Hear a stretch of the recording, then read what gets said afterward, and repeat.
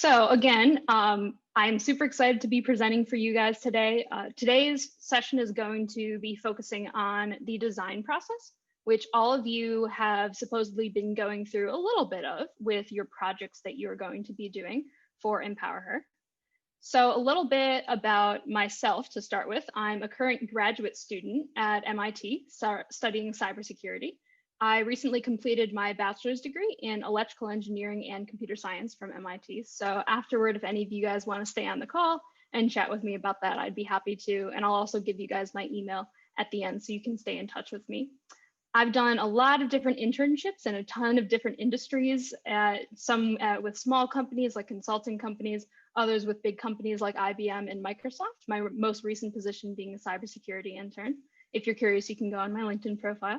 And in my free time, I can tell you how much I enjoy mentoring other students who are younger than me, whether that's underclassmen at MIT or high school students just like yourself. So if you guys do want to get in touch, by all means, feel free to get in touch after this presentation.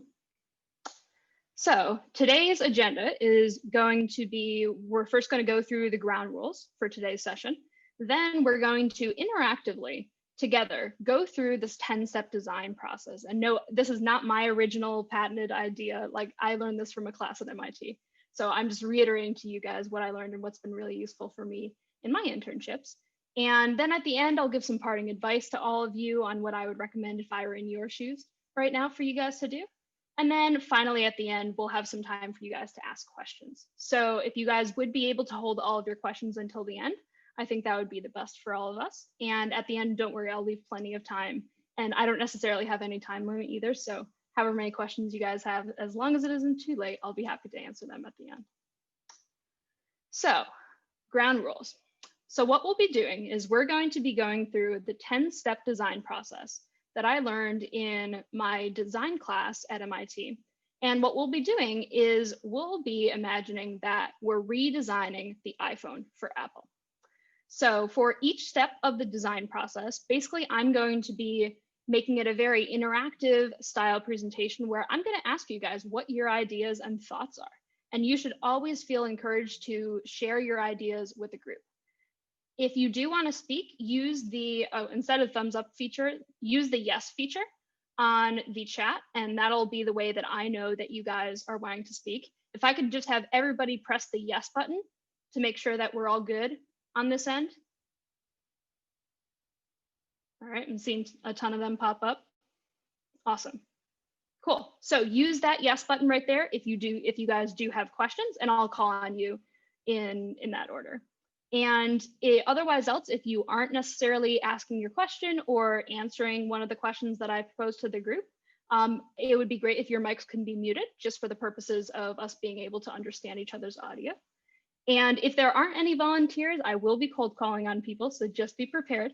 Hopefully that won't have to happen because I imagine you guys have a lot of amazing ideas and I really, really encourage you to share them with the group today. And then, like I said, if you could save your questions until the end during the Q&A part of the presentation, that would be amazing. All right, so without further ado, let's go into the situation room. So the situation for today, you are a product designer for Apple, and your manager has just told you that they want you to completely redesign the iPhone from scratch. What your task is to come up with this new iPhone design. You'll have to think about, how is it going to look? How will people hold the device? What will be the different features that users will be able to experience when using this thing called the iPhone, supposedly? Who are we going to have to collaborate in order to get a working iPhone, supposedly, whatever we define as a working iPhone?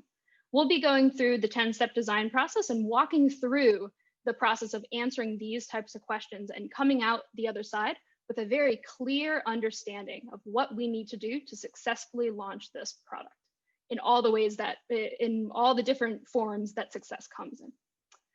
So if you want, you're allowed to reuse parts of the existing iPhone, but you're very much so encouraged to think about outside the box solutions.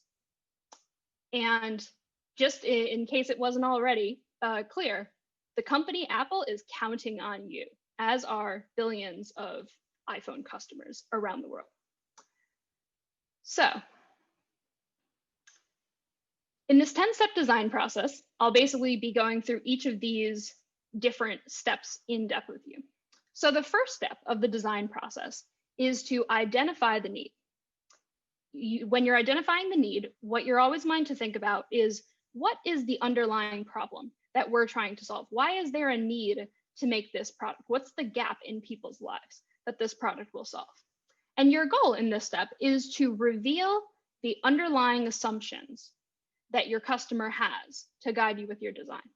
And the reason why I say underlying assumptions is because oftentimes, if you were just to ask a customer, what do you want me to make for you? They'll give you a one-sentence answer. And if you actually give them that product that they described with that one-sentence answer, they won't like it. So you have to dig deeper. And the strategy that I use with this is asking the 5 whys to the customer. So you ask why 5 different times about why they're wanting you to make that product.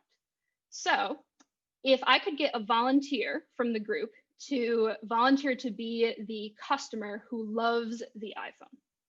So raise your hand if you would be willing to do that. All right, and I apologize if I mispronounce the name, but Aparna, if you would be able to unmute yourself, you're going to be the customer who is obsessed with the iPhone and is wanting me to make an iPhone for them. So tell me, Aparna, why are you looking for me to make this iPhone for you? So I can really use it very comfortably. Okay, why do you want to be able to use it comfortably? I find the options in the right time quickly when I need it. Say that one more time. So I find the options in the right time when I need it. Okay, why do you need to find the options right when you need it? I'm trying to do multitasking, let's say. I'm trying to kind of answer somebody on my laptop. I'm simultaneously trying to answer my phone, and maybe I want to put on hold. Maybe I want to have a conference call. So I need both options. Okay, why are you trying to multitask? Why are you doing that? That's how life it is it not? Okay, and why is life that way for you? I love that actually, to be able to kind of, multitask. Okay, amazing. Thank you so much for volunteering. Let's all give a round of applause for Aparna. So if you were listening carefully right there, from asking her the 5 whys, I found out a lot more information than just why she wanted the iPhone. I found out that she was a busy person. And now I know that she has a lot of things to juggle on her schedule. I found out that she wants to be able to multitask, which will be really, really critical when designing some of the features for the iPhone, because we want to make it easy for them to be able to multitask.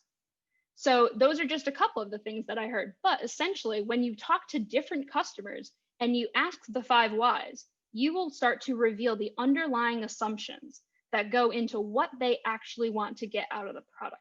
Something that you won't just get if you ask them one why, or ask them on a surface level, what do you want this product to do for you?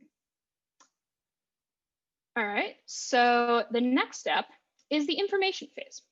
So with the information phase, we're wanting to get all the information possible to help us gather as much information as we can about the situation for us, about the product that we are trying to design. So the strategy for this is to be basically look at previous attempts to solve this problem. So in this example, were there previous attempts to help people multitask in their life because they were super busy? If so, why did they work or why didn't they work? You could also interview previous product users or the customer directly that you're actually trying to sell that product to. So in this case, interviewing the customer that asks you for the iPhone would be a good idea, or you can interview potential users as well. So opening up the floor back to you guys now, how would you gather the information about your given task of redesigning the iPhone if you were in the product designer's seat?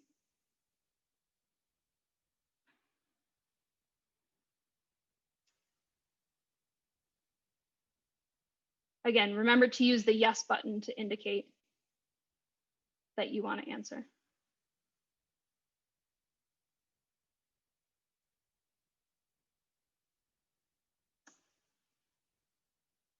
All right, Archie, what are your thoughts?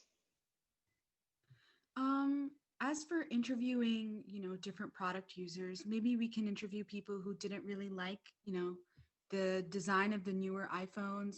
Why didn't they like the design about with the headphone jacks, without the headphone jacks, and the new cameras and all the features that they did or didn't like. And we can use that information to create a better design, hopefully, for our new iPhone.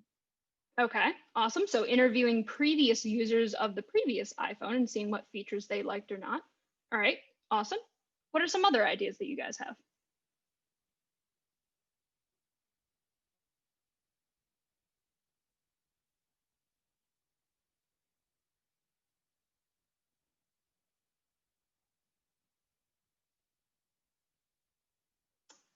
Arya? Um, we could also look at what worked when like Apple was redesigning the iPhone in the past and like use that to like implement those strategies and maybe towards like what customers didn't like. I don't know if that makes sense. Yeah, so looking at the previous design approaches that other companies of mobile phones or that Apple themselves have used. Yep. Let's get one more idea here. What's one other thing that we could do to gather as much information as possible at this step of the design process? Olivia? Maybe you could ask people who use a device like a Samsung why they would use a Samsung over an iPhone. Yeah, why they would use a competing product. That's amazing. Awesome. Thanks for the people who participated. Again, I encourage you guys to participate throughout this. This is an interactive presentation, so the more you guys participate, the better. All right, so step 3. And this is, at this point in the design process, we're getting to a lot more of the detail and steps that you might not necessarily think of immediately if you were to be asked to design a product. But by the end of this, you'll come out with a complete understanding of it. So stakeholder analysis. Stakeholder analysis is, if not the most important thing, the second most important thing in the design process. With stakeholder analysis, you're focusing on who is affected by our product and how are they affected. And more so, it doesn't just go up to who's affected. It goes into figuring out, okay, how important are they as a stakeholder? And at this point in your design process, you are wanting to think outside the box as much as possible. So your goal is to know who could really make or break the success of your product. Who could stop you from launching your product? Who could support you and give you more funding? Who could basically create a roadblock for you in some way, shape, or form?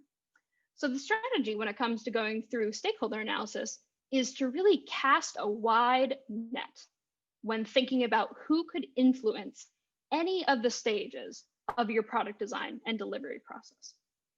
So to turn it over to you guys, who are our stakeholders as redesigners of the iPhone? And what power do they have? And how important is that power to us?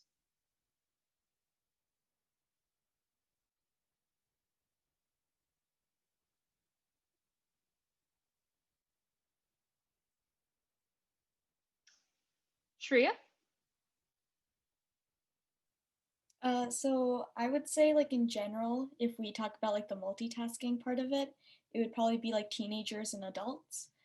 But if you think of who would be probably the most like beneficial when it comes to like getting money, that would probably be, I would suppose, like teenagers, because when I think of like who tries to get like the brand new kind of models and the new kind of models, new kind of things and get that thrill, I would think of teenagers. So I would say that would be our stakeholder. Yeah, so customers, and we can categorize our customers into different categories depending on certain metrics, such as how likely they are to buy the iPhone. But let's go beyond just the customers. Who are people that could influence our execution of delivering this iPhone in any way, shape, or form? Like think outside the box at this stage.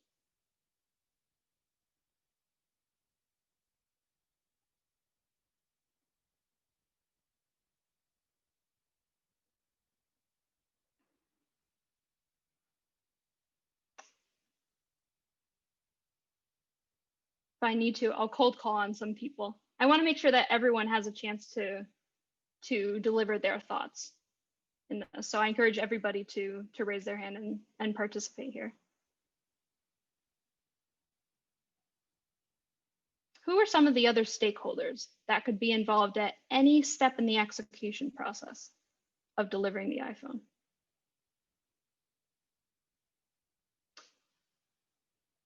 I'll give you one example. China's manufacturing company that manufactures the iPhones. If they're not willing to manufacture it for us, we have no iPhone. So they're a stakeholder. Samantha?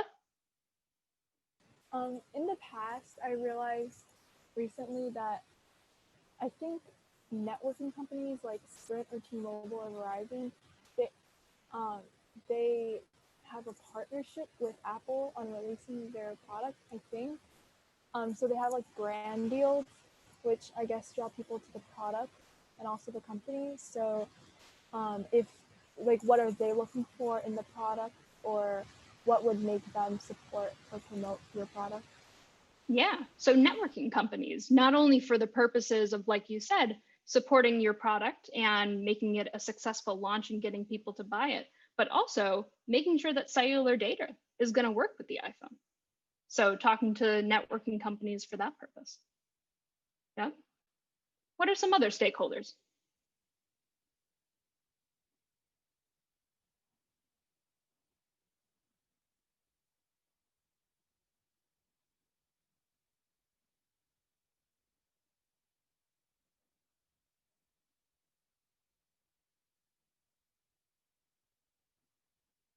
All right, let's hear from Emma. What's a stakeholder that you could think of? A stakeholder I would probably think of was just, could we do like competing brands for this part? Yeah, so competitors, they're stakeholders. So say like if Nintendo or PlayStation released a device like the same month, I would say that would probably be a lot more popular than if we made like a new device, because they haven't put out one in so long. Yep. So competitors who might be launching competing products to us. Let's get two more stakeholders. Again, I hate having to cold call on people. So I'd encourage you guys all to participate here.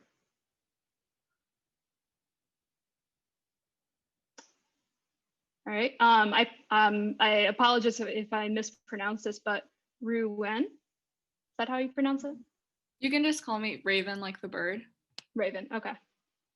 Like companies that could make hardware that's compatible with the iPhone, like if Sony makes wireless headphones or other companies make products, we need to make sure that they're compatible with the product that we make.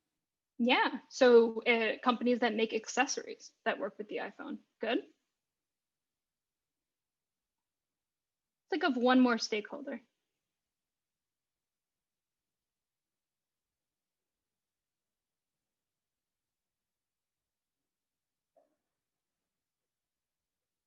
Mercedes. I think another stakeholder would be maybe other investors, because if they're putting money in and no one's going to buy the product, then they're going to be pretty mad about it, that it's not, returning on their investment. Yeah, so investors that are potentially funding us. Awesome. So yeah, so stakeholders, there are so many different stakeholders, but a stakeholder, generally speaking, is anybody who can affect any part of the process of you delivering your product. So anything from the ideas that we've heard here. So networking companies for cellular data purposes, investors for having the funding to be able to actually execute this project, manufacturing lines in China to be able to actually produce the iPhone, to be able to sell it. Also, I would say the employees of Apple are stakeholders because they'll be designing the software as well.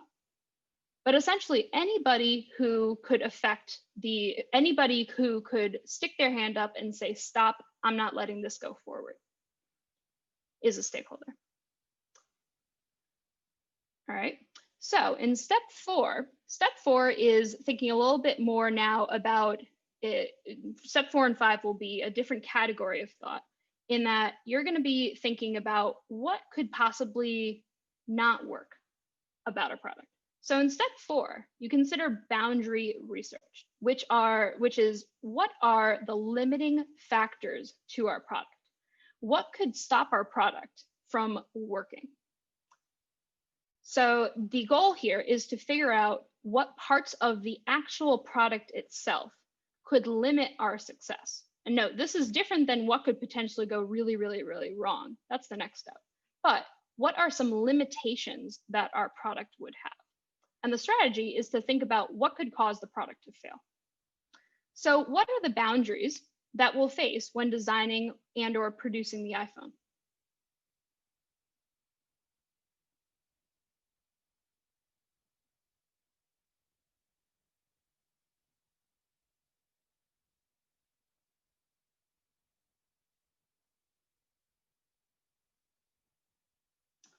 All right, let's hear from Sophia.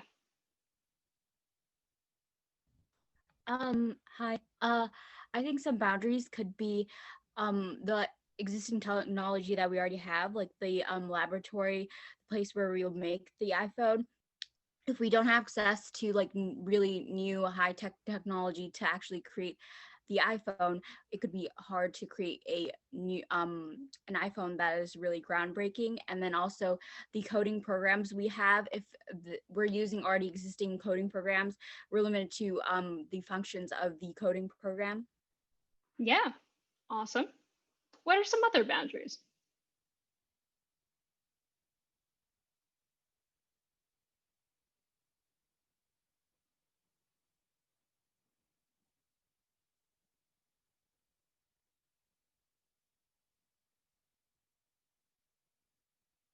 Aria? I was thinking maybe like we can't make the new iPhone too complex to the point where like people don't identify with it, or like they just, even if it's like a good product, like I don't know, it's like not as similar to the last iPhone, or like they can't connect, or like it's like a super new product that they just don't like, kind of like the new Coca-Cola that they made a long time ago. Yeah, so ease of use for the user and the ability for them to actually understand what they're using the iPhone for. Good. Let's think of 2 more boundaries and limitations that we might face.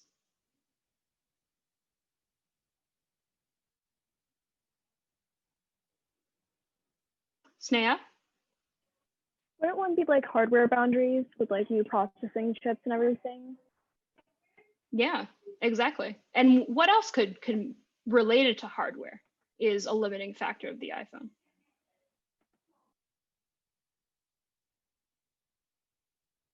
There's one thing that you guys interact with every single day when using a phone.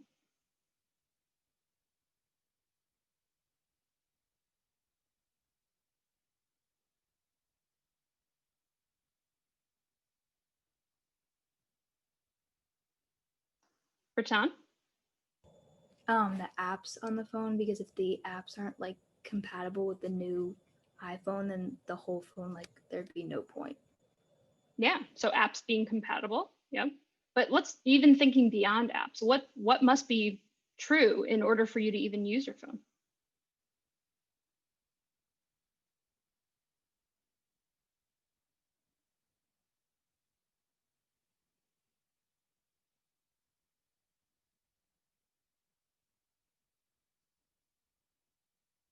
So battery is a limiting factor, because if your phone's dead, you can't even use it. You don't even see the apps that may or may not work, to Bertan's point. So when thinking about designing your product, you want to think about what are the boundaries of where the product could possibly fail? What are my limitations? So another thing that is oftentimes thought of in this boundary analysis step with all given products is being accessible for blind and deaf users. Because if you are only thinking about how your product is going to work normally per se, then you aren't necessarily thinking about how a blind person would pick up that product or interact with it, or how a deaf person would use that product if it involves audio. So those are limiting factors as well. And it's important to be able to make your product accessible for the whole community. All right, so going to the next step, step 5. Step 5 is hazard analysis. So hazard analysis is all about what can go extremely wrong and how can we prevent it. So the goal at this step of the design process is for you to understand the risks that your product poses and come up with ways to mitigate those risks, to eliminate those risks. So when doing this, oftentimes you want to think about previous examples of similar products that maybe they had bad press coverage and think about why they had bad press coverage. So for instance, with Samsung, there were parts of the phone that exploded. That's not very good. We want to eliminate that. Think about what could get your company into a lawsuit, whether it's over patent rights or whether it is someone getting hurt from using your product. Thinking about the worst possible outcome too is generally a good frame of mind to be in for this step of the design process, because you really want to think about what could be the worst possible thing that could happen to someone if they use my product. And then the most important thing is to come up with ways to stop these from happening.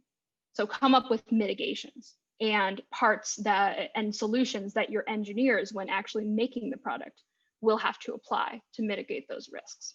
So what are some of the hazards that the iPhone could present, and how can we stop them from happening?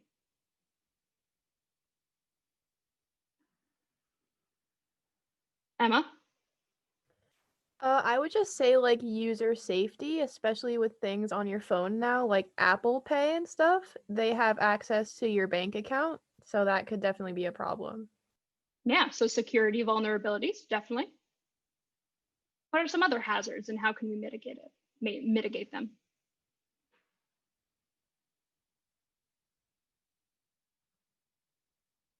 Archie? If we do decide to try like a new tactic or a new feature, such as, having maybe a double screen, like a bigger screen that can, fold over, and, that just doesn't work out and people don't really like that feature. And that causes, a lack of popularity with the new iPhone, and we don't get, I guess, the returns that we wanted. That could be something that could be a risk. Yeah, so maybe not getting enough profit and having that impact the business somehow. Sure. Aparna?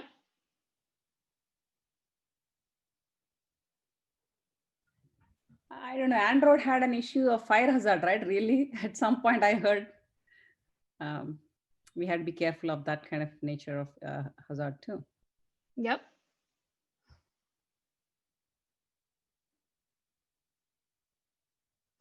Let's see, let's get 2 more hazards of what could potentially go wrong with the iPhone.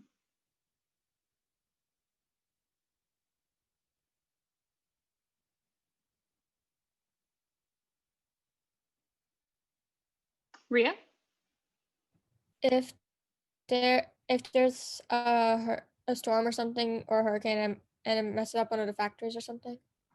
Yeah, so potentially other physical interference due to weather or something like that. Yep. Let's think of one more hazard.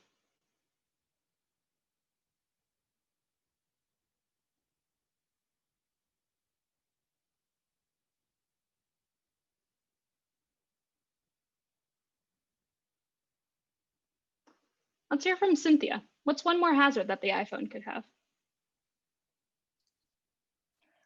Hi, I'm a mentor. Actually, I just wanted to audit listening. Actually, I think it can be radiation. Phone can, have all sorts of signals that came out of the phone. So you have to meet some standard for radiation as well. Yeah, radiation, and that's a big thing that a lot of mobile devices have actually had problems with. So cool. So moving on to the next step. The next step is the first step in a repetitive cycle for the rest of the design process through the end of your product. So the next step is thinking about specification. And by specification, I mean what is required of the product to work. What do you define as a working product? And your goal at this step of the design phase is to produce user scenario stories. And what I mean by a user scenario is a case where a user could find themselves using that product for a very specific reason. So the strategy with this is to think about what the user wants from the product based on talking to them in the first stage or the second stage, and think about how the user will interact with that capability. So as the general format that you want to use for these user scenarios is, as a blank, I want to blank. So for instance, as a user of the iPhone, I want to look up my dad's phone number. Or as the network provider, I want to be able to track how much data they use every single second. So what are some of the user scenarios other than those two for users of the iPhone that you guys can think of?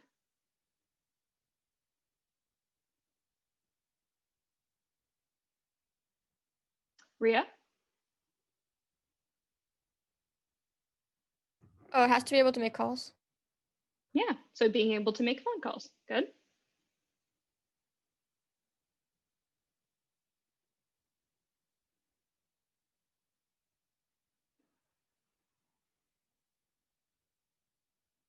What are some other user scenarios that users could find themselves in with the iPhone?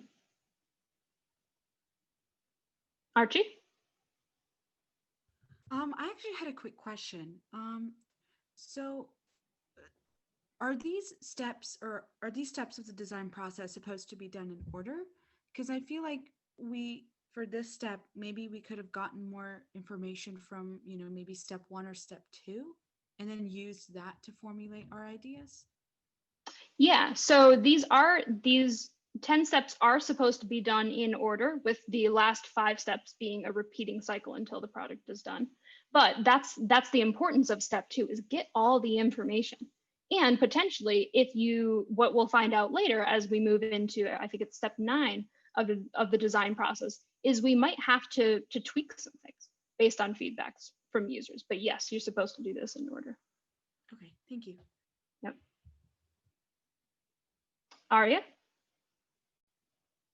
I would think like users would want to be able to like use cellular data, Wi-Fi, create their own hotspot, stream videos, music, and like just a lot of streaming and Wi-Fi and like network stuff. Yeah, amazing. What are some other user scenarios? Let's get 3 more user scenarios for the iPhone. Speech to text, text to speech conversion. Yeah, that's a good idea. Yep.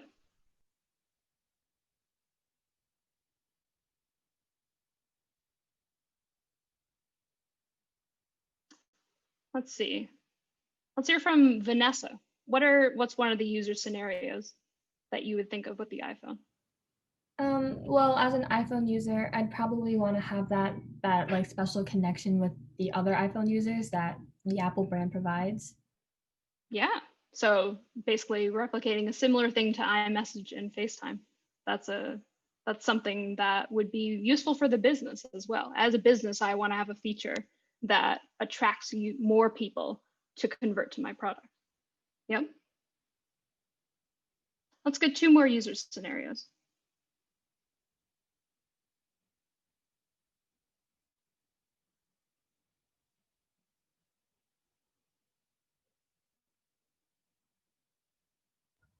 Spacing is always the issue, so lots of space.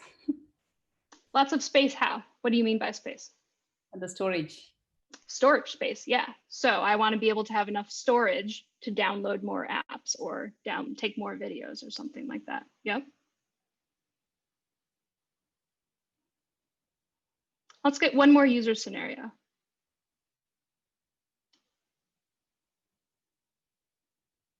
Shreya? Being able to take pictures. Yeah, so I want to be able to take pictures with my iPhone. Cool. So really, this is just like a very brief intro into all of these design steps. But in a normal product development lifecycle, it would take approximately 2 years to get through this 10-step design process. So you would spend weeks thinking about the different scenarios that users would want to have with the iPhone. All right, so once you have a specification, also make sure that these specifications solve the problem that the customer told you about in step one. But once you have these specifications, you will move into what's known as the creative design process. So the creative design phase is a phase where no idea at all is off the table. And your job is to come up with as many solutions as you possibly can with no restrictions at all. So there's no such thing as a bad idea at this point in time. And your strategy to do this is to think outside the box, because this is the stage where new ideas, such as the electric car, or such as the first ever iPhone, or such as the first computer, or such as take any popular product. The reason why it's so popular is because someone came up with a new way to solve a problem in this creative design phase. So, what creative design ideas can you guys think of for the iPhone? No ideas off the table at this point. Ria?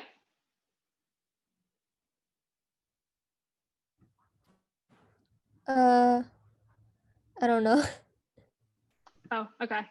Make sure after you speak that you uncheck the yes check mark and then repress it if you want to volunteer again. Sorry, is it on? Let's see. Yep, now it is. Yep. Aria? Like a hologram or like something like 3D that pops off like a light. Like, I know it sounds crazy, but like a holographic video stream or something. Yeah, a 3D iPhone. Like it sounds outrageous, but believe me, there are outrageous ideas that become popular products. So nothing's off the table at this point. I love that creative idea. What's another creative idea that someone has? Remote charging. Did you say remote charging or more charging? Remote. Remote charging, yeah.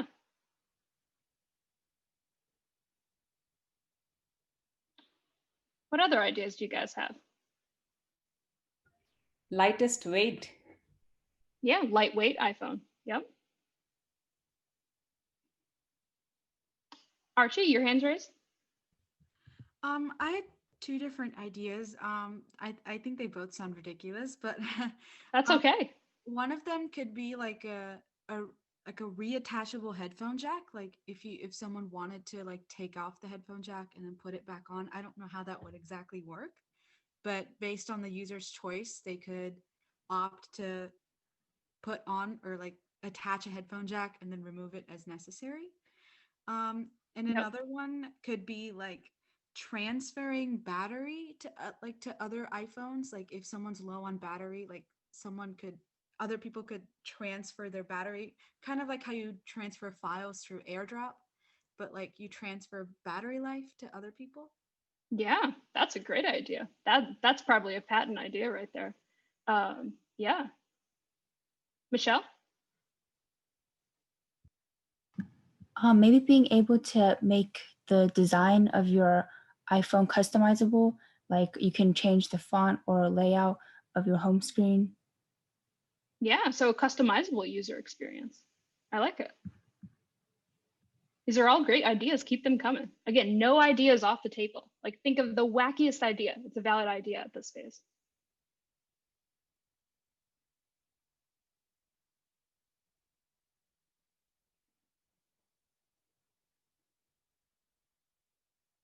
Archie? Maybe a solar powered phone. Yeah. Yeah, I like that. So an alternative for energy. Mm-hmm. Yeah. Let's get 2 more creative ideas.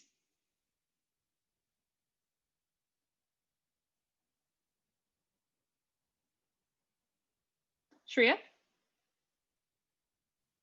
Maybe you could like compact it into like a really small disk and then you could open it back up into like a phone. Yeah, so being able to compact your iPhone down to a smaller size and then a bigger size. Okay. Let's get one more idea.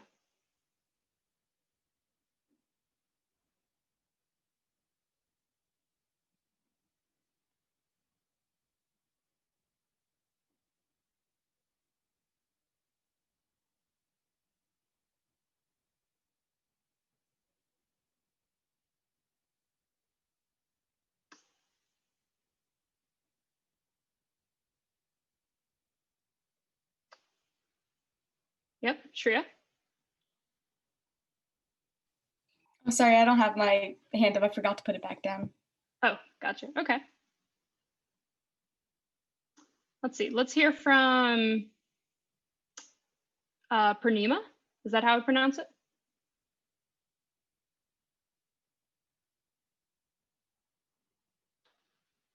Oop, you're still muted.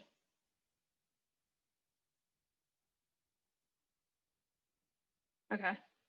Maybe she doesn't hear us.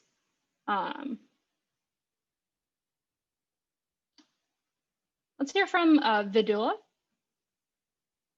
Yeah, I think someone mentioned this before, but totally redesigning the user interface. Like as soon as you type in your password, instead of having the home screen laid out with all of your apps laid out in that type of array, you could change it and program certain app pockets, like if it's fitness or a time, to pop up during certain times of the day, like depending on whatever information you input. Yeah, so a time customizable user interface. I like it. These are all amazing ideas. And this is the exact thought process that product designers are going through at companies like Apple every single day. All right, so the next step is conceptual design. So this is the step where you take all of those creative ideas, and usually what I recommend to do is put all of your ideas on a notepad, and then look at all of them and start to cross some of them out, or you can circle parts of your design and combine them into one idea. So your goal at this step of the design process is to come out with a realistic design that will solve your customers' needs. And you need to make sure that you pay attention to your stakeholders overall, and that you satisfy the original specification that you made in step 6. So it's a busy step of the design process. But the strategy for approaching it is, first, consider your boundaries and hazards from step 4 and 5. Are any of those designs that you or any of those ideas that you came up with in step 7 just not feasible given the boundaries of our product, or will they pose any risk to potentially bad hazards happening? And if so, can we mitigate those hazards?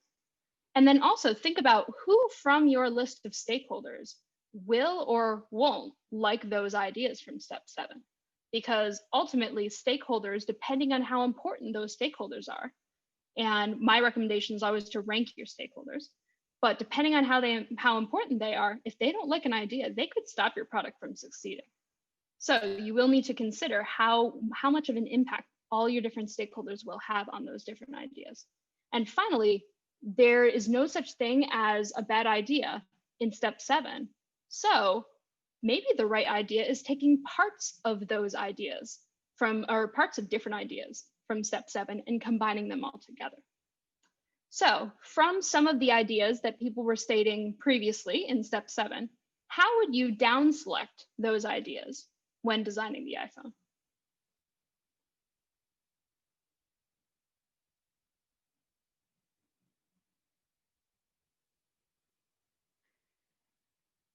Aparna? The most value out of it, right? That the feature that would really drive the biggest value.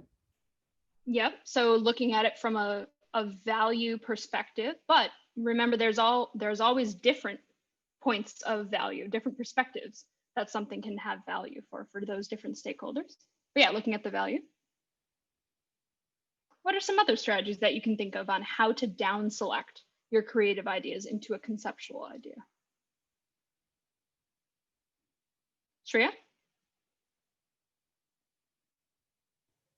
So like parts that would be like easy to market, like put on the market, and things that you could advertise really well.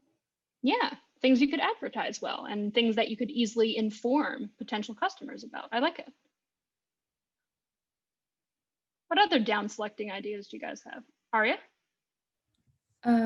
Like looking at the list of ideas that we have and seeing which one of them, like they all are technically possibly doable, but like which one at the moment we think we can do first, or with the resources that we already have.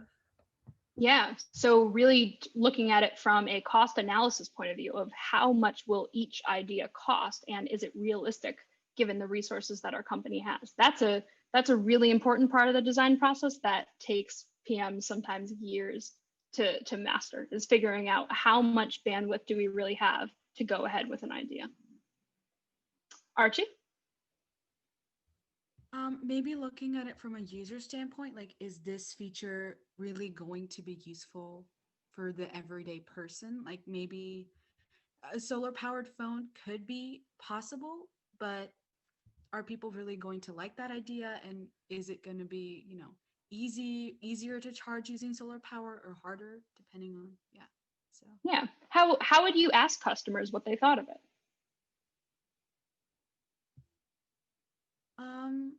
Maybe you could, that's actually a good question. You could create like a sample phone, but that might take too many resources. That might take up too many resources, but again, you could have a survey asking if this feature was added to the new iPhone, how would you feel about it? Yeah, so surveys might be one way. Also, interviewing potential customers would be important as well. And that's actually going to be something that we get to in step 10. Vidula, sorry about that. Yeah, I was gonna say consider the audience. Like you want to be considering who you're catering to. I mean, in this example, we have like one hypothetical customer, but in reality, we'd be catering to like millions of people. So narrowing down ideas that are way too general, or ideas that cater to a really small portion of people that won't really help the rest of the customer base, and kind of like always keeping in mind what's most in demand right now and what like the original version of the iPhone doesn't have, that'd be best and could attract like a whole new customer base. Yeah, awesome. I totally agree with that. Shreya?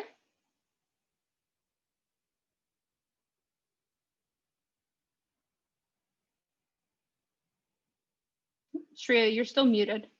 Not sure if that's the check mark from last time. Sorry, yeah, it's still the same check mark. Okay, gotcha. No worries. Let's get 2 more ideas. How could we down select our ideas from step 7? Vanessa? We can look at how much money it would take to produce some of these ideas, since we wouldn't want to like anger investors or like hurt our business in any way profitably.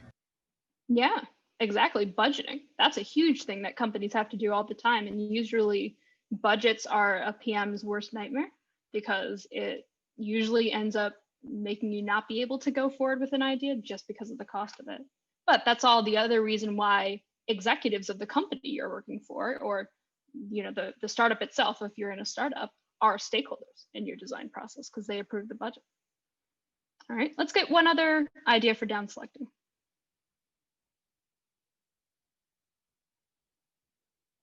Mercedes? So I would pick something that I could also branch out to businesses. Right now, we're talking about for commercial use. So that can be my sample size. So if it goes well, then I can bring it to other, you know, businesses and then make even more money. Yeah.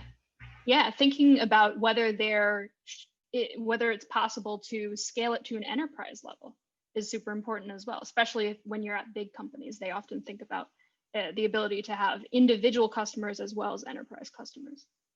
Awesome. So step 9 is the fun step usually for people. This is when you actually ratify your ideas, which is bring your ideas to life. And what I like to call the catchy phrase of build your beta. And when you build your beta, you are bringing your idea from step 8 coming out of step 8 with a really good conceptual idea that you think will be the best idea of all your creative ideas. And your goal is to make a first round beta product. So it's kind of like the first draft of an essay, but it's the first draft of the product. And what's important at this step, and the strategy that you want to use with prototyping, is the fact that you need to plan out your timeline for beta testing. Because if you, let's say, are wanting to launch the iPhone in 3 years, you'll need to figure out, okay, how long is it going to take to make the specs that the hardware manufacturer is going to manufacture according to?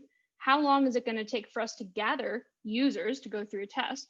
And then how long is it going to take for us to iterate and be able to actually test it out, and modify our product. So thinking about that timeline is super, super important.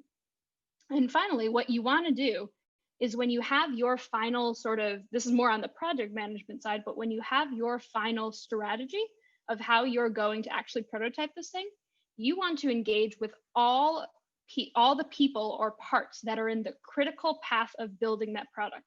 And when I say critical path, by that, I mean anything that could possibly be in the way of your idea, kind of like stakeholders, anything that could possibly come in the way of you successfully being able to develop your product, whether it's a software application, whether it's a physical device, right? So some examples of these would be to inform the people in the supply chain process for physical products. Another example would be to talk to managers of software engineers who are going to develop an app, or to talk with potential organizations that you want to gather users for a study from, because they'll take time to gather users for you, and then it'll take time to actually test the product with those users. So what are the steps that you guys would take to make the iPhone design from step 8? And who could hold up you being able to actually release that final product? And furthermore, how would you plan out your timeline for this? Let's hear some thoughts from the audience.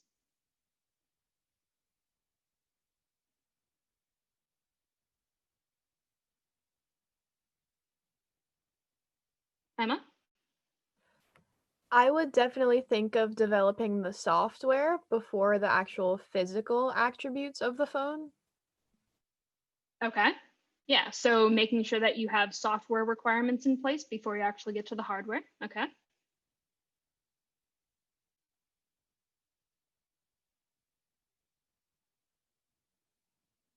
Archie? Maybe we can have, each team, like the security team, the software development team, all these different teams come up with, big ideas on what they want to accomplish, and then have, a couple of people per team assigned to kind of flesh out those ideas and really put those ideas into action. Yeah, so creating teams that sort of mini teams whose job it is to kind of like a task force, where their job is to come up with the solution for a very specific part of your overall design of the product. Yep, I like that. What other ideas do you guys have? Let's hear 3 more ideas.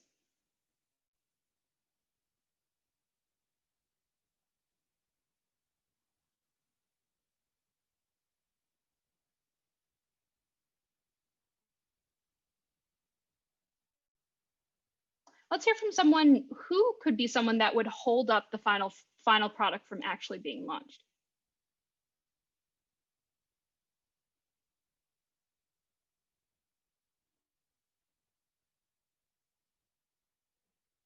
Arya?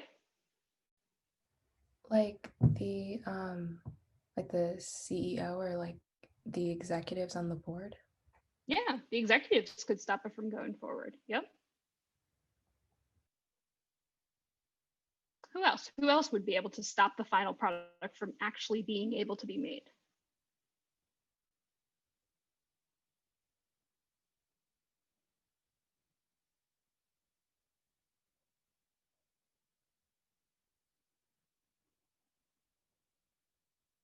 Anjali?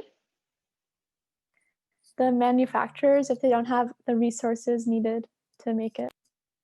Yeah, exactly. So we need to make sure that the manufacturers will have a plan in place and a deadline to actually get their manufacturing done. Indeed.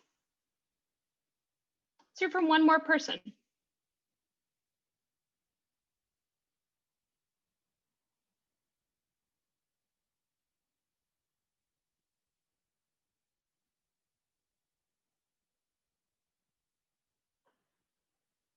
What are some of the steps that you would take to actually make the iPhone come to life?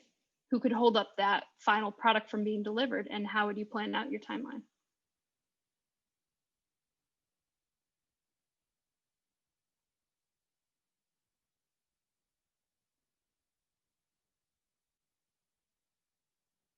Aria? Like the people who distribute the product in the end? Yeah, so delivery, some type of delivery service that actually gets the product from China over to Apple stores or Verizon / AT&T / cellular company stores. Yeah, exactly. All right, so after you've actually prototyped the idea and you've actually made your product come to life, i.e. you have a beta, you've built your beta, and the last step is verification, testing to see whether it works or not.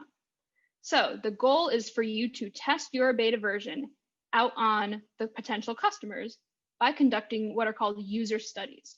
And user studies are where you give them a very specific task to do with the iPhone in this case, or with the product that you're making. And you observe them. You usually ask for consent to record them. And you ask them to take a pre-survey and then do the activity, and then a post-survey. And you look at the data and evaluate it that way. And the strategy for doing this is that you want to, as best as possible, emulate the environment that those customers would actually be using your product in real life. So emulate the at-home environment as much as possible if it's an at-home device. Emulate a school environment as much as possible. Maybe have them sit in a desk if one of your potential customers were a student. And then both through observing them use the product and through their pre and post survey, your goal is to find out what they like and what they don't like about your beta version. Remember, this is a beta version. This is not the final version that you're pushing out to market. This is a beta version. So it's your goal to see what they like and what they don't like, what you should keep and what you should change. And what I always use is a plus delta approach. What should I keep? What's really good? What's really positive? And what changes should I make? There's never a negative to a product. Everybody's always designing and implementing amazing things. So there's never a negative to a product. It's always about what should we change for next time. And then really, really, really important, and this is probably the most, if I had to guess, it's probably the area where most products end up failing if they get to this step, is they need to make sure to have a diverse set of beta testers that accurately reflect the market that you're targeting. So in the case of a global product, you need to get people from all around the world to test your product, because maybe one culture will love it, but maybe another culture will hate it, or it'll go against their cultural values.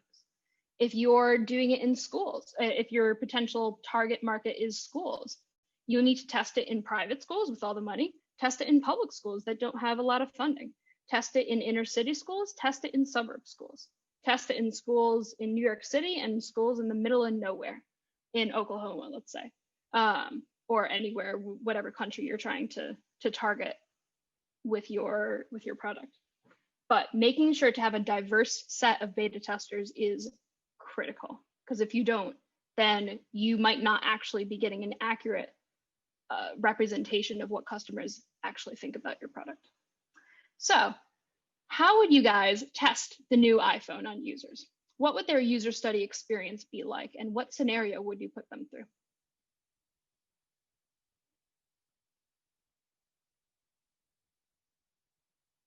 Emma? I would definitely try it out on especially little kids as well as elderly people, just to get more of a full range of ages. And then just try like accessibility of apps and that's basically it. Yeah.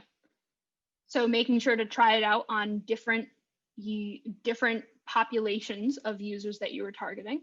And then maybe a potential user study experience could be having them open certain apps and seeing how accessible it is. Yep. Archie? Maybe we can test for durability and resilience by, providing extreme scenarios or situations. Yeah, so providing scenarios that users actually might end up finding them in, but don't usually think of. Yep. Samantha? I would test people from different jobs and ask them to do what they normally do, because I know that people they look in different things for different phones, like how fast it works or what apps are more compatible for each phone, and it really depends on your profession. Yeah, so making sure to target different professions. That's a good idea. And then asking them what they'd use it for. Good. Other ideas? Let's get someone to give a specific user study experience. So what would you ask the user to do? Like if you were in a room with a user right now and you were having the user test your new iPhone, what would you ask them to do?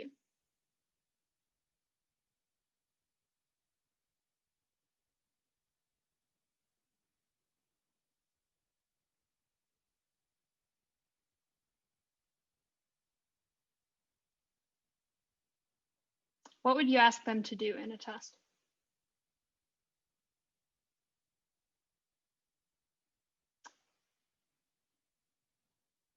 Aria? Like a lot of like daily tasks that one would do, like send an email or send a text message, pull up a internet website, take a photo. Yeah, so daily actions, testing those, I like it. Archie?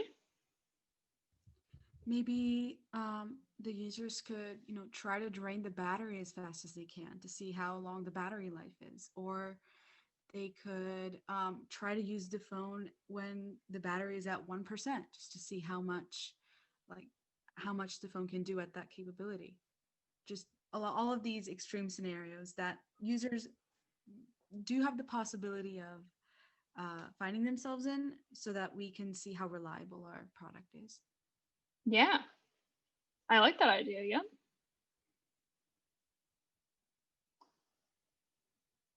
Let's get 2 more opinions. What would a user study experience be like if you're conducting one?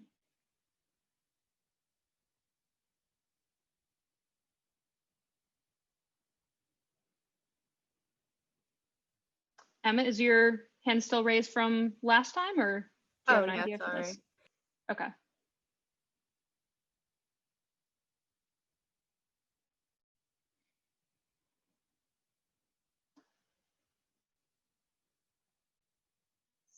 Let's hear from Olivia. What would a user study experience be like? Maybe like have people use it at their respective places of work, or have them use it at home and decide, is it better suited? Do they like the features better for work or for like entertainment? Okay, yeah, so asking them whether they consider this device to be more professional use or of personal use. Yep. Let's get one more idea. Aria? I would say like a lot of physical tests, like dropping it, seeing if like the screen cracks, if you drop it in a like bowl of water or in a pool, like the pressure, or like if you sit on your phone, if it's like in your back pocket, or if you like throw your phone across the room, it doesn't land on your bed, it lands on the floor, what happens? Right. Yeah. I wouldn't necessarily say that would be a user test. That would probably be a test that you would tell the manufacturer to do before actually releasing the product. Okay. But yeah, those are definitely important edge case tests to run on your product. Awesome. Cool. So after you go through that first user test, you will get results from the users. Via your pre and post survey, you'll know what they were going in, what expectations they were going in with, and what experience they had based on the post survey.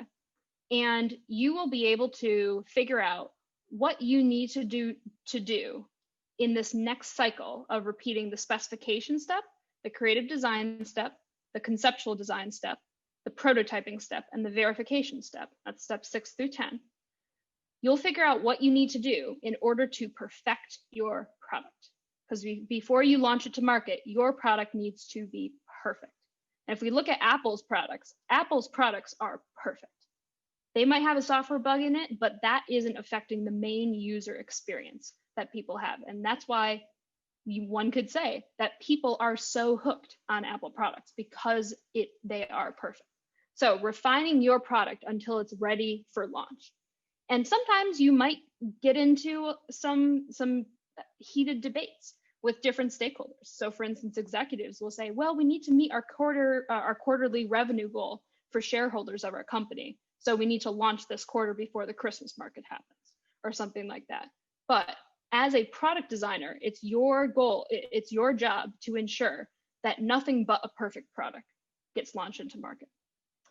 And basically your strategy for repeating these steps will be to design your user study in a way that you are able to get very specific feedback about what you need to change. So this could either be through, once they take the post survey, you reading it, giving them a 15-minute break, and then bringing them back in and asking follow-up questions. Or it could be putting time into your user study such that it's very easy to understand from them what they don't like about the product and what you need to fix. So as sort of like a final question here, how do you know when your product is finished? How do you know when your product is ready to launch to market? When it's perfect? Archie? I feel like any product in general is like a work of art. It's never really finished.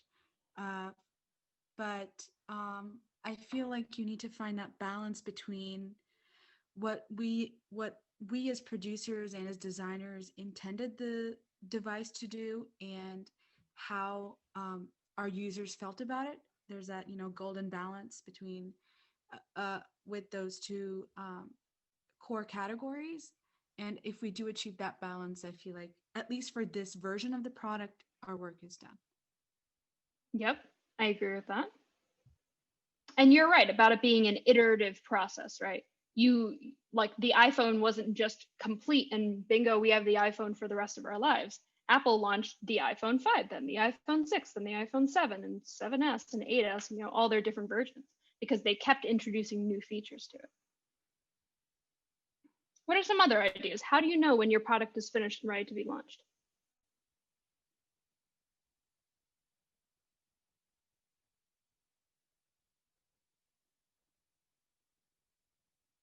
All right, is that hand from last time or this time? I was just gonna say, like, maybe, like, also, like, from what your users in your study have said, like, if they all are kind of saying the same thing, like, oh, I liked it, I thought maybe just like small changes, then you're probably at a good place to launch. Yeah, so when you're getting positive feedback from your user studies, because you selected the right beta testers in the first place to be representative of the market that you're trying to launch this product into. So you're confident about that. Yep. Let's get 2 more ideas. How do you know when your product is finished and ready to launch to market?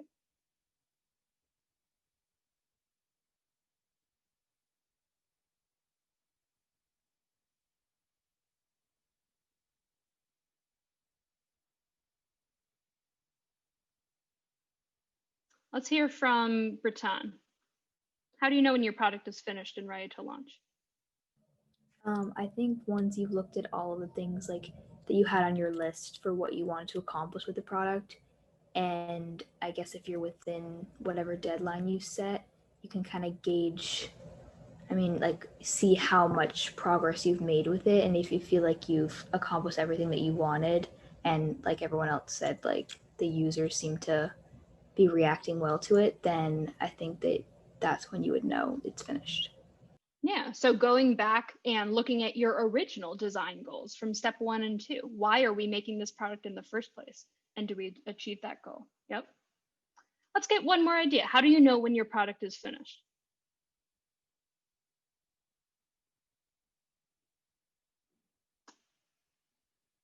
Vidula?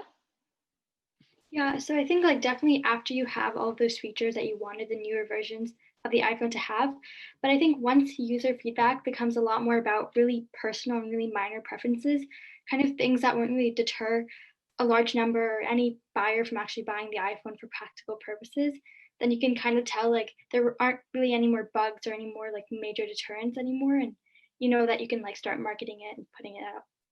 Yeah, exactly. When the feedback that you're getting is potentially very custom feedback to that one particular person. Yeah. Awesome. So just to recap, the 10-step design process really is an iterative process that will allow you guys to master your product that you are making. So the steps that you go through are first, identifying need. Next, you go through and you ask them the 5 whys. Next, you go through the information phase and you gather up all the information you can possibly get about what were the former solutions of this problem like. Why didn't they work? What do our users want? Then you go through stakeholder analysis and really you cast your net far and wide as far as who can influence your product design and execution process from start to finish. Then you think about what are the boundaries and limitations that your product has through boundary research. You think about the hazards that your product has. What could really go wrong with that product? How could it cause something completely negative in value? Then you dive into the specification phase where you come up with user scenarios and stories that different types of users will have with your product. And you use that as a blank, I want to blank format for those specifications. Then once you know what your specifications are, you come up with as many creative designs as possible to achieve those goals. And then from those creative designs, you take a step back and you down select by potentially eliminating some of those ideas if they're not feasible, if they're not within budget, if we don't have enough resources for them, if they're too dangerous. Or you might take bits and pieces from different creative designs that you came up with and combine them all together for your final design. And then you prototype it, you bring your product to life by making sure that you're engaging all people that are in the critical path of bringing that product to life and making sure that they have a schedule and a timeline that they'll be able to deliver their piece of the pie by. And then you go through your verification. You test it out on your users, making sure that your users are a diverse set of users that actually represent the market that you're trying to launch your product out into. And whatever feedback they give you, you then repeat steps 6 to 10 as needed until your users, the feedback from your users are either getting to the point where they're really nitpicky about stuff and there's no overall big red flags from their feedback, or when you're getting to the point where you know that you have successfully achieved the goals that you identified in step 1 and 2, and you've actually solved your customer's problem. And essentially from that point on, you reiterate from step 1 all the way to 10 on the next version of your product if you wish to do so, like Apple actually does with their iPhones. And by following this 10-step design process, you will come away with a spectacular product that actually solves a gap in someone's life in this world. And you'll essentially be able to say, I actually made an impact on the world and I helped somebody in this big world of ours. So that is the end of the 10-step design process. Before we get into Q&A mode, I thought I would give you guys just some parting advice.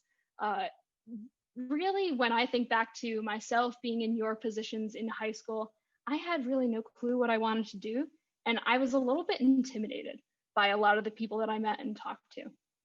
And if there was one thing that I would tell you guys, it would be to remember that this is your future. It's not someone else's future. Don't let other people say, oh, that's not a good idea. Oh, you shouldn't do that. That's a waste of your time. If you want to do something because you think you'd be passionate about it, go for it. Do it. Have fun. Really enjoy this stage of your life because it's going to get more busy with work and school and everything that like that after high school. So also have confidence in yourself and the fact that don't be worried about the future. You are already doing absolutely spectacular things with EmpowHer. And just based off of the fact that you're spending your time with this organization, I can tell you guys are going to do amazing things and be future executives out in the world someday. So have confidence in yourself and your future. But some of the critical things to really be able to achieve whatever you call success for yourself is to find people that support you and absolutely latch on to those people that support you.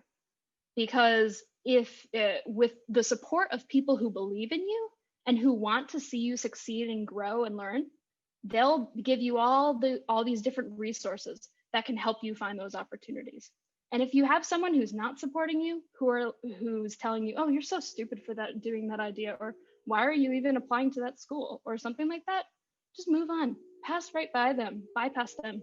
We don't necessarily think about what they're telling you, because they aren't supporters. And to be successful, you want to have supporters in your life, not BMGs. Next, expand your connections right from an early age. You guys are at the point where when you guys are going to get into college, it will be so important for you to have connections in industry to find those internships and those full-time jobs. So start now, start at an early age. Ask your parents if there's someone in their company that you could talk to. Go talk to your neighbor if they're in an industry that you're interested in. Ask people from school if they know anybody. Talk to your teachers. They might know some engineers or some executives out at different companies. And when you meet people, recognize that if you really are looking to tackle some challenge, it's always great to have formal and informal mentors. And the difference between those are informal mentors are people who you meet with on a regular basis, who see you, whether it's day-to-day in the workforce or whether it's day-to-day at school or in some regular capacity. And they can comment on your day-to-day execution. How are you doing on things? What can you improve? But formal mentors are those that can take a step back because they don't see you every day. They don't see you for any regular period of time. But there's someone who you have that relationship with who can take a step back and say, maybe you should look into this because you seem pretty passionate about that subject.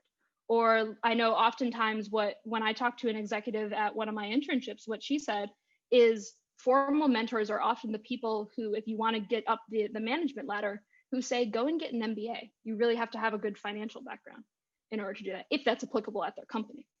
So formal mentors are those that are able to take a step back and really introduce new ideas into your life that you might be able to latch onto and find more opportunities that way. And finally, utilize your connections to find those opportunities. Because if you can get referrals from people, if you can reach out to them, get advice from them on different opportunities you could take advantage of, then you'll have more opportunities. And then last but not least, I would say with where you guys are right now in your high school careers, it is so important to be exploring a lot of different areas. If you find something that you're interested in, amazing, still stay involved with that. But at this point, and to sort of pass on advice that I got from a vice president at Microsoft in one of my internships, you need to have breadth before you can have depth. Life is a pyramid. Life isn't necessarily just a rectangle or like a really, really thin line. You want to start out with breadth, get a lot of different experiences, try out a lot of different things. And then eventually you'll start down selecting, kind of like in the design process, creative ideas, then down select, right? Get breadth and then establish depth in something. Because before long, you'll be in your careers and you'll have families, stuff like that. And you won't necessarily have as much opportunity to explore different things. And if you haven't found something yet that you really, really enjoy doing, keep searching, because there is something in this world that you are going to be so passionate about that you won't want to go to sleep. It won't feel like work for you. And when something doesn't feel like work for you, that's when you found your passion. So with all that advice said, now it is your guys' turn to ask questions. So again, if you guys could use the yes button to sort of mimic raising your hand, I'll call on you guys one by one, and I am happy to answer any questions that you guys have at this point.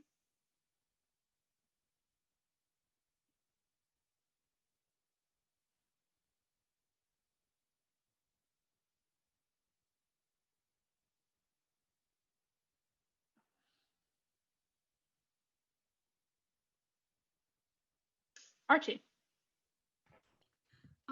Have there been any courses or classes that you've taken at MIT that have really helped you like in your internships? Yeah, so that's a good question. I would say for my internships, my systems design class really helped. And that wasn't the same class that taught me this design process, but it was all about technical systems. And that's what actually got me interested in networking and security and caused me to find my passion in cybersecurity. And also, I've been participating in what MIT calls the Gordon Engineering Leadership Program, which has been really, really influential for me in really exposing you to all these different leadership capabilities that it takes to become a good leader. So those are definitely 2 classes that I do not regret taking.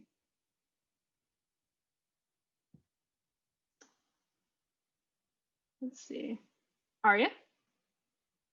I have like 2 questions. Okay. The first one is like, how did you really start? Like you said, you weren't really sure with what you wanted to do when you were like in high school. So how did you start like narrowing down on like, oh, this is what I want to do, and why did you pick it? Yeah, so the way that I tried out a bunch of different things was by taking different classes, trying out different internships, and really trying to get breadth in my internships before depth in my internships. So all 6 internships I've had have been in something different. And then I would say by talking to upperclassmen at MIT, talking to industry connections, and really talking with professors too. Professors have a life in college, which is often sometimes something that gets overlooked. But they were the ones that recommended me the next classes to take, given what I was interested in. And then eventually I found myself up at 4 a.m. one morning, like hacking away at this like site that's meant to be hacked. It's called a Capture the Flag competition, CTF. And that's when I kind of realized like, wow, I actually like this stuff. Maybe I should look more into it. And ever since I've kind of been into the cybersecurity space.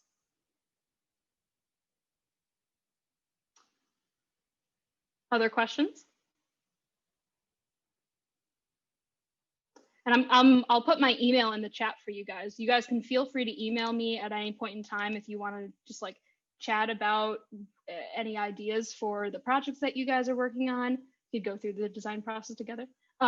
Or if you guys want advice on anything, like I'm here to help you guys. And I would be happy to set up like a call with you guys at some point if you want that. So let me just include that. So there, my email is in the chat for you guys. So feel free to email me. You can also look me up on LinkedIn and connect with me that way too. So.